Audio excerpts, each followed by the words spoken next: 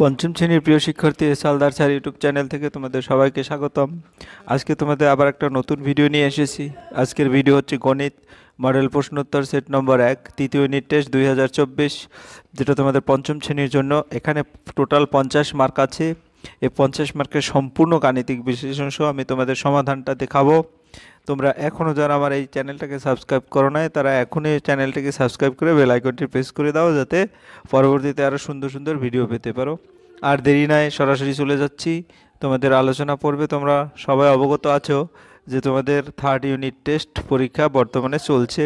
হ্যাঁ, তো এই প্রশ্নটা দেখলে আশা করি তোমরা অনেকেই প্রশ্নের ধারণার পাবে, এবং এই অনুসারে তোমরা যদি প্রস্তুতি নাও তাহলে ভালো একটা রেজাল্ট করতে পারবে।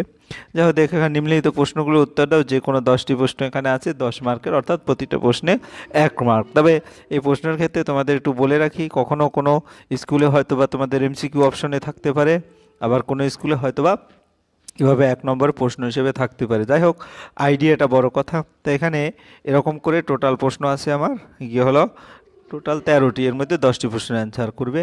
তাই আমি যদি একটু দেখি প্রশ্নগুলি, তারপরে সম্পূর্ণ গাণিতিক বিশ্লেষণ একটু পরেই দিচ্ছি। বি নম্বরে হচ্ছে তোমাদের এখানের যে কোনো 10টি প্রশ্ন আছে, অর্থাৎ এখানেও 2 মার্কের প্রশ্ন আছে। তোমাদের 10টি প্রশ্ন অ্যান্সার করতে হবে, যদিও আমি কোনো অপশন দিইনি, 10টি প্রশ্ন এখানে দিয়েছি। এবং সি নম্বরে আছে যে কোনো 4টি প্রশ্ন উত্তর দাও। তোমাদের এখানে আরও একাধিক প্রশ্ন থাকতে পারে, এখানে 6টি প্রশ্ন আছে, আমি 4টি অ্যান্সার করতে হবে, যেটায় প্রতিটা প্রশ্নে মার্ক হচ্ছে 5 মার্ক, ঠিক আছে, অথবা 4 মার্কের প্রশ্ন আসতে পারে। যাই হোক, এবারে সরাসরি আলোচনা পর্বে যাচ্ছি, সমাধান পর্বে। নিয়মিত প্রশ্নগুলো উত্তর দাও, যেটা যে কোনো 10টি। হ্যাঁ, 7/10কে দশমিক ভগ্নাংশে পরিণত করো। তাই 7/কে দশমিক ভগ্নাংশে পরিণত করতে হলে তোমাদের যেটা জানতে হবে সেটা হচ্ছে উপরে 7, হ্যাঁ, নিচে 10, ঠিক আছে, 7। আর যদি আমি এখানে 10 লিখি, ঠিক আছে, তো এটাকে যদি আমি দশমিক ভগ্নাংশে প্রকাশ করি, তোমাদের একটা নিয়ম হচ্ছে বা ভাগ দেখানো, ঠিক আছে। তো এখানে 7 লিখলাম, তাহলে এখানে একটা দশমিক দিলাম, একটা শূন্য আনতে পারি, ঠিক আছে। তাহলে শূন্য আনলে 7×10 = 70, অর্থাৎ 0.7 হবে উত্তর, ঠিক আছে। কাজেই তোমরা এটা রাফ করে নেবে 0.7। এরপরে 0.1 এবং 0.01-এর মধ্যে বৃহত্তম মানটি নির্ণয় করো। 0.1 কেন 0.1 তোমাকে যদি বলি, এখানে 0.01 অর্থাৎ দশমিকের পরে দুটো ঘর, এই যে দুটো ঘর, আর দশমিকের পরে একটি ঘর। যদি এখানে দুটো ঘর করতে হয় আর একটা শূন্য দিয়ে করতে হবে, তাহলে এখানে দশমিকের পরে দুটো ঘর যদি আমি বলি 10, অর্থাৎ 10, যদি এভাবে পূর্ণ সংখ্যায় বলি, এখানে 01 মানে 1, তাহলে দেখা যাচ্ছে 0.1 এই বড়, এই কারণে বৃহত্তম সংখ্যাটি হলো 0.1। এরপরে আমরা 3 নম্বরের প্রশ্নে যাই। 3-এর বর্গ। 3-এর বর্গ মানে 3 গুণ 3। আমরা যদি একটু তোমাদের বলি যে 3-এর বর্গ হচ্ছে 3 গুণ 3, মানে বর্গ মানেই ওই সংখ্যা দিয়ে আবার গুণ, তাহলে 3-এর বর্গ হচ্ছে 3 গুণ 3 মানে 9।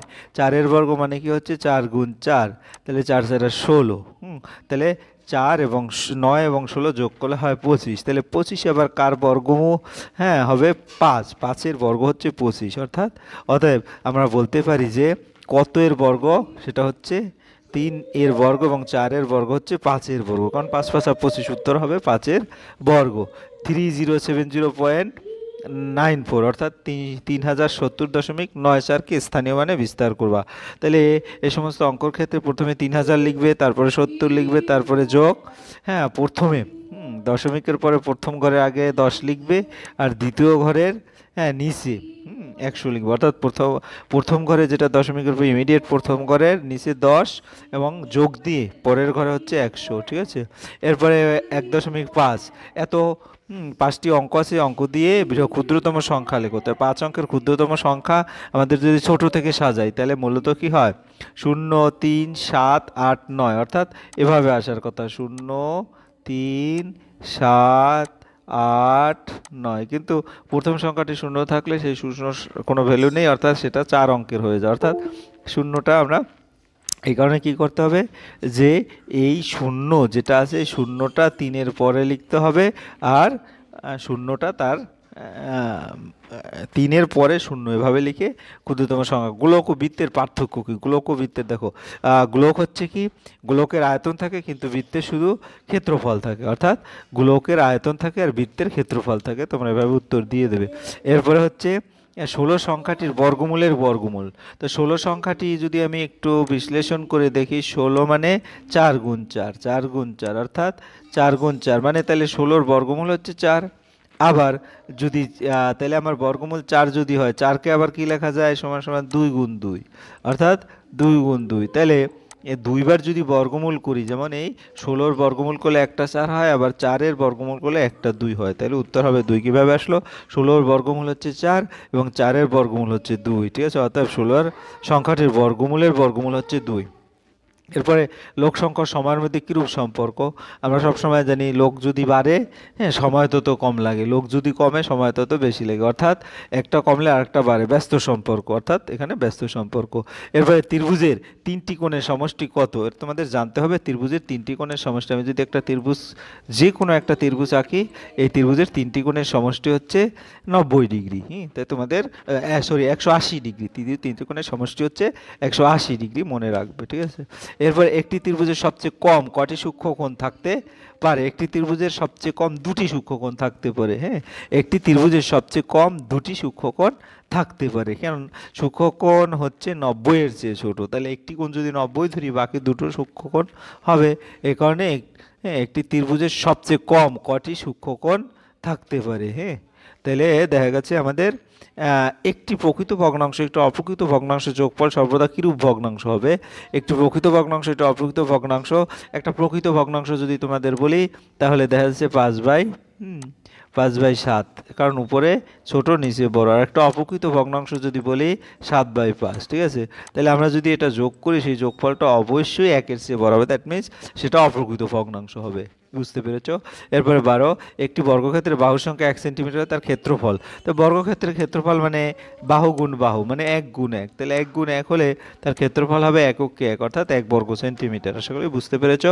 এরপরে 2 নম্বরের যে 2 নম্বরের যে প্রশ্নগুলি, যে কোনো 10টি প্রশ্নের উত্তর দেবে। তাহলে এখানে 1/4, 3/4, তাহলে আমি 1/4 যদি দেখি, হ্যাঁ, এই 1/4 যোগ 1/3, আমি যদি লসাগু করি 4 হবে, তাহলে লসাগু 1 যোগ 3, তাহলে 4/4 হবে। তো 4/4 কাটলে কত হবে, 1, অর্থাৎ 4/4 উত্তর হবে 1। এরপরে যদি আমরা 2 নম্বর 3 সেন্টিমিটার, 6 সেন্টিমিটার, 9 সেন্টিমিটার দৈর্ঘ্যের সরলরেখা দ্বারা ত্রিভুজ অঙ্কন করা সম্ভব কি, যুক্তি দাও। না, সম্ভব না, ত্রিভুজের 2টি বাহুর যোগফল তৃতীয় বাহু অপেক্ষা বড় হয়, সুতরাং 3 সেন্টিমিটার, 6 সেন্টিমিটার, 9 সেন্টিমিটার দৈর্ঘ্যের সরলরেখাংশ দ্বারা ত্রিভুজ আঁকা সম্ভব নয়, ত্রিভুজ আঁকা সম্ভব নয়। কারণ তোমাদের আবার একটু ক্লিয়ার করে যদি দেখি, 3 যোগ 6 অর্থাৎ 3 এবং যদি 6 যোগ করি তাহলে হয় 9, যেটা অবশিষ্ট যে বাহু আছে 9 তার সমান হয়, তার সমান বা ছোট হলে সেই ক্ষেত্রে ত্রিভুজ আঁকা যায় না, কাজে এক্ষেত্রে ত্রিভুজ আঁকা সম্ভব নয়। তোমরা এভাবে উত্তর দেবে। স্থানীয় মানে বিস্তার করো, তোমরা ইতিমধ্যে দেখেছো 4, 7, 5, 3, তো 4000 যোগ 700 যোগ 50 যোগ 3, এটা হচ্ছে স্থানীয় মানে বিস্তার। তাহলে স্থানীয় মানে বিস্তার করে এভাবে লেখা যায়। যাই হোক, এবারে আমরা 4 নম্বরের প্রশ্ন দেখি। একটি বৃত্তের বৃহত্তম জ্যা 12 সেন্টিমিটার হলে বৃত্তটির ব্যাসার্ধ কত। একটি বৃত্তের বৃহত্তম জ্যা 12 সেন্টিমিটার, বৃহত্তম জ্যা মানে ব্যাস, তাহলে ব্যাসের অর্ধেক হবে ব্যাসার্ধ। তো ব্যাসার্ধ কত, 12কে যদি আমি 6 দিয়ে ভাগ করি, 2 দিয়ে ভাগ করি, তাহলে 6 সেন্টিমিটার হবে। অর্থাৎ একটি বৃত্তের বৃহত্তম জ্যা তোমাকে বুঝতে হবে সেটা ব্যাস, ব্যাসকে অর্ধেক করলে ব্যাসার্ধ হয়, তাহলে 12-র অর্ধেক হবে 6 সেন্টিমিটার, উত্তর, ঠিক আছে। তাহলে আমরা যদি দেখি 2 সমস্ত, এই কথাটা একটু তোমাদের একটু এলোমেলো আসছে, অর্থাৎ এভাবে থাকার কথা, 2 সমস্ত উপরে 5, হ্যাঁ, নিচে 6, এভাবে এই মিশ্র ভগ্নাংশটি, অর্থাৎ এই যেভাবে লেখা আছে এটা হবে না, 2 সমস্ত 5/6, এই মিশ্র ভগ্নাংশটিকে সমতুল্য অপ্রকৃত ভগ্নাংশে পরিণত করো। তো সমতুল অপ্রকৃত ভগ্নাংশ কিভাবে প্রকাশ করব, অর্থাৎ 2 গুণ 6 উপরে লিখব, 2 গুণ 6 যোগ 5, তো 12 আর 5 17, আর নিচে থাকবে হলো গিয়ে 6, তাহলে 17/6, উত্তর দেখো 17/6, ঠিক আছে। এরপরে আমরা চলে যাচ্ছি, শঙ্কুর একটি বাস্তব উদাহরণ দাও। শঙ্কুর তল সংখ্যা কত। শঙ্কুর একটি বাস্তব উদাহরণ হলো গোলার চাল, অর্থাৎ আমাদের যে ঘর আছে সেই গোলার চাল। শঙ্কুর তল সংখ্যা 2টি, ঠিক আছে। তারপরে আমরা যদি দেখি, একটি সমকোণী ত্রিভুজের একটি কোণ 40 ডিগ্রি হলে অপর 2টি কোণ, আমরা যদি সমকোণী ত্রিভুজ আঁকি, এরকম একটা সমকোণী ত্রিভুজ আঁকলাম, ঠিক আছে। তো সমকোণের একটা হচ্ছে 90 ডিগ্রি, ঠিক আছে। আর বাকি দুটোর যোগফল হবে 90 ডিগ্রি, অর্থাৎ এটা এটা। তাহলে 90 ডিগ্রি একটা হয়ে গেল, এই যে 90, এখানে 90, বাকি দুটো একটা হচ্ছে 40, তাহলে আর একটা 90-40, অর্থাৎ আর একটা হবে কি, একটা 40 একটা 90-40 মানে 50 হবে। তাহলে দেখা যাচ্ছে একটি 90 আর একটি 50, একটি সমকোণী ত্রিভুজে একটি কোণ 40 ডিগ্রি, অপর দুটি কোণের মান 90 এবং 90-40, 50 ডিগ্রি। তোমরা এভাবে উত্তর দেবে। কথায় লেখো 70643 যদি এভাবে থাকে, এটাকে কথায় লিখি 7,06,439। ঘনকোণের কটি মাত্রা থাকে? ঘনকোণের মূলত 3টি মাত্রা থাকে। এরপরে যদি 8টি পেনের দাম 32 টাকা হলে 5টি পেনের দাম কত? তাই আমরা যদি দেখি উত্তরটা, 8টি পেনের দাম হচ্ছে 32 টাকা, তাহলে 5টি পেনের দাম কত? তাহলে কি করতে হবে আমাকে?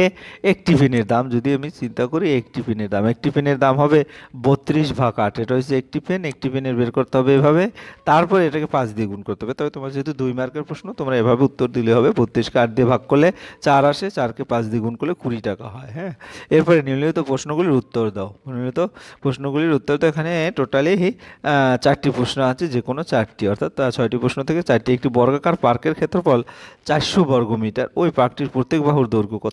তো বর্গাকার পার্কের ক্ষেত্রফল যদি 400 হয়, তাহলে তার বর্গমূল করতে হয়। হ্যাঁ, তো বর্গমূল হচ্ছে 400, 400 মানে কি 20 গুণ 20, ঠিক আছে। 20 গুণ 20 করলে 400 হয়, তাহলে আমরা কি করব? 20 মিটার।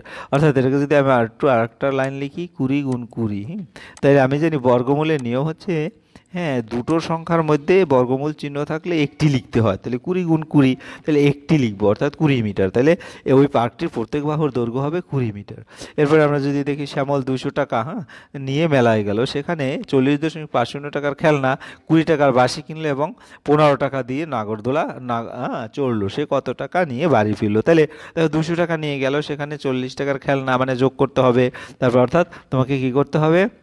এটা যোগ করতে হবে, এটা 20 টাকা যোগ করতে হবে, হ্যাঁ, এই 20 টাকা এবং 15 টাকা, এই তিনটা যোগ করতে হবে, তারপরে 200 টাকা থেকে বিয়োগ করতে হবে। অর্থাৎ তোমাদের একটা সরল প্যাটার্নে তোমার প্রশ্নটা সাজাতে হবে। অর্থাৎ 200 বিয়োগ একটা ব্র্যাকেটের মধ্যে রাখবে বাকি যে টাকাগুলি খরচ হয়ে গেছে। তাহলে এখানে খরচের পরিমাণ হচ্ছে 75.50 টাকা। 200 টাকা থেকে ফেরত দিলে কত টাকা থাকে? বিয়োগ করে নেবে 124.50 টাকা, ঠিক আছে। অর্থাৎ শ্যামল 124.50 টাকা নিয়ে বাড়ি ফিরল। এবার একটি বই মোট 25টি পৃষ্ঠার আছে, প্রতিটি পৃষ্ঠায় 18টি করে লাইন থাকলে, প্রতি লাইনে 12টি করে অক্ষর থাকলে বইটিতে মোট কতগুলো অক্ষর রয়েছে? বইটি মোট অক্ষর সংখ্যা এবং প্রতি পৃষ্ঠায় লাইনের সংখ্যা অপরিবর্তিত রেখে প্রতি লাইনে অক্ষর সংখ্যা 10 করলে মোট পৃষ্ঠার সংখ্যা কত হবে? তাহলে আমি যদি বইটিতে মোট অক্ষর রয়েছে, আমরা গুণ করে যাব কি কি, এখানে এই যে 25টি পৃষ্ঠা আছে, তাহলে 25টি পৃষ্ঠাকে কত লাইন আছে তা দিয়ে গুণ করতে হবে। 18টি করে লাইন আছে, 25 গুণ 18, এবং প্রতি লাইনে 12টি অক্ষর আছে, তাহলে 12 দিয়ে আবার গুণ করতে হবে। অর্থাৎ 3টাকে গুণ করলে 5400টি হচ্ছে তোমার অক্ষর আসলো, ঠিক আছে। তাহলে অক্ষর, আবার বইটির মোট অক্ষর সংখ্যা পাইলাম, প্রতি পৃষ্ঠায় লাইন সংখ্যা অপরিবর্তিত রেখে, অর্থাৎ প্রতি লাইনে অক্ষর সংখ্যা 10 করলে, তা অক্ষর সংখ্যা যদি 10 করি, তাহলে দেখা যাচ্ছে আমাদের বইয়ের মোট অক্ষর সংখ্যা ও প্রতি পৃষ্ঠায় লাইনের সংখ্যা অপরিবর্তিত রেখে প্রতি লাইনে অক্ষর সংখ্যা 10, তাহলে প্রতি পৃষ্ঠায় শব্দ সংখ্যা হবে 18 গুণ 10, অর্থাৎ 180টি। তাহলে অতএব পৃষ্ঠা সংখ্যা হবে 5400 ভাগ 180, 30টি, অর্থাৎ 30টি পৃষ্ঠা হবে। এটা 3 এবং 4 নম্বর দেখো তোমরা, 40 জন শ্রমিক গ্রামের একটি 8 কিলোমিটার দীর্ঘ রাস্তা তৈরি করতে সময় নেয় 12 দিন। রাস্তাটির দৈর্ঘ্য যদি ঐকিক নিয়ম আর কি 12 কিলোমিটার হতো, তবে 6 দিনে তৈরি করতে হতো। তবে শ্রমিক সংখ্যা কতজন, মোট কতজন শ্রমিকের প্রয়োজন হতো? তাহলে রাস্তার দৈর্ঘ্য, সময়, দিন এবং শ্রমিক সংখ্যা জনে লিখছি। তাহলে 8, 12, কারণ এখানে কত আছে, এই যে 8 কিলোমিটার, রাস্তার দৈর্ঘ্য যেহেতু কিলোমিটার আছে, আমরা সেটা আগে লিখলাম। তারপর দৈর্ঘ্য, সময় 12 দিন এবং শ্রমিক সংখ্যা এটা লিখলাম। তারপরে কি, আবার পরে 12 কিলোমিটার রাস্তা 6 দিনে তৈরি করলে কতজন শ্রমিকের প্রয়োজন? কাজে আমরা এভাবে লিখবো, গণিতের ভাষায় সংক্ষেপে লিখে দিয়েছি। শ্রমিকের সঙ্গে সময়ের ব্যস্ত সম্পর্ক, অর্থাৎ শ্রমিক বাড়লে সময় কম লাগবে, এই কারণে ব্যস্ত সম্পর্ক। রাস্তার দৈর্ঘ্যের সঙ্গে শ্রমিক সংখ্যার সরল সম্পর্ক, তাহলে অতএব শ্রমিক সংখ্যা এভাবে যদি দেখো, তাহলে এভাবে সহজভাবে করা যায়। 40, অর্থাৎ 40 তো টোটাল শ্রমিক, সেটা লিখবা। তারপরে এখানে 12 8, এটা নিচ থেকে উপরে লিখতে হবে, যেটা ব্যস্ত সম্পর্ক তাই। আবার এটা 12 গুণ 6, এটা আবার উপর থেকে নিচে এভাবে লিখে পরে কাটাকাটি করলে উত্তরটা আসে। দেখো 6 2 12, এখানে 2 থাকে, এটা কাটলে 2 থাকবে। আর এর সাথে কাটাকাটি করলে ফাইনালি যেটা থাকবে সেটা হচ্ছে 5 গুণ 2 গুণ 12, অর্থাৎ টোটালি 120 জন। ঠিক আছে, এভাবে তোমরা লিখতে পারবে সহজে। আর যদি একটু বড় করে দেখো তাহলে এই যে এই পর্যন্ত তোমরা লিখে, এই পর্যন্ত লিখে তাহলে তারপরে তোমরা এখানের বাকিটা এভাবে করবে। ঠিক আছে, এখান থেকে ঐকিক নিয়মে সমাধান করবে। 8 কিলোমিটার রাস্তা 12 দিনে মেরামত করে 40 জন 1 কিলোমিটার। এই যেমন 8 কিলোমিটার কই গেল, এই 8 কিলোমিটার রাস্তা 12 দিনে মেরামত করে 40 জন, 1 কিলোমিটার রাস্তা 12 দিনে 40/8, 1 কিলোমিটার রাস্তা একদিনে মেরামত করে। হ্যাঁ, এটার সাথে 40/8 গুণ 12, 12 কিলোমিটার রাস্তা একদিনে মেরামত করে। এভাবে করে ফাইনালি এভাবে গুণ করে কাটাকাটি করে ক্যালকুলেশন করলে 120 জন আসবে। ঠিক আছে, তো যে কোনো পদ্ধতি করতে পারো। আর তারপরে কি বলেছে, হ্যাঁ 8 নম্বরে 8 সেন্টিমিটার ব্যাস বিশিষ্ট একটি বৃত্ত অঙ্কন করো, তার কেন্দ্র ব্যাস ব্যাসার্ধ চিহ্নিত করো। তা 8 সেন্টিমিটার যদি ব্যাস হয়, ব্যাসার্ধকে ব্যাসকে 2 দিয়ে ভাগ করলে ব্যাসার্ধ হবে 4 সেন্টিমিটার। তাহলে 4 সেন্টিমিটার, হ্যাঁ এই যে 4 সেন্টিমিটার বাহু বিশিষ্ট একটি বৃত্ত আঁকতে হবে ব্যাসার্ধ বিশিষ্ট। তাহলে যার কেন্দ্র, এখানে যদি কেন্দ্র আমরা একটা দেখাই, এখানে ও বিন্দু দিয়ে দেখাই ও, তাহলে তুমি ও সমান কেন্দ্র এভাবেও লিখতে পারো। ঠিক আছে, ও সমান কেন্দ্র। আর ব্যাস, ব্যাস যদি বলি এখানে পি, এখানে কিউ। ঠিক আছে, তাহলে তুমি পি কিউ সমান ব্যাস, অর্থাৎ ব্যাস সমান পি কিউ, বা পি কিউ সমান পি কিউ সমান ব্যাস, এভাবে পি কিউ সমান ব্যাস এভাবে দিতে পারো। তারপরে এটা যদি ব্যাসার্ধ যেটা দেখানো হয়েছে সেটা যদি আমি আর লিখি ও আর, অর্থাৎ ব্যাসার্ধ সমান ও আর, ও আর হচ্ছে ব্যাসার্ধ। ঠিক আছে, ব্যাসার্ধ হচ্ছে ও আর। তাহলে এই হচ্ছে তোমাদের মোটামুটি এরকম অনেক প্রশ্ন বানানো যায়। আশা করি এই প্রশ্নটা দেখে তোমাদের একটু হলে ধারণা হবে এবং তোমাদের সবার পরীক্ষা ভালো হোক এই প্রত্যাশা করি। ভিডিওটি দেখার জন্য তোমাদের অসংখ্য ধন্যবাদ। ভিডিও যদি ভালো লাগে লাইক কমেন্ট শেয়ার করতে ভুলবে না। আর তোমরা যারা এখনও আমার এই চ্যানেলটাকে সাবস্ক্রাইব করো না, প্লিজ প্লিজ প্লিজ আমার চ্যানেলটাকে সাবস্ক্রাইব করে বেল আইকনটি প্রেস করে দাও। তোমাদের সবার পরীক্ষা ভালো হোক। হ্যাঁ, ধন্যবাদ তোমাদের সবাইকে।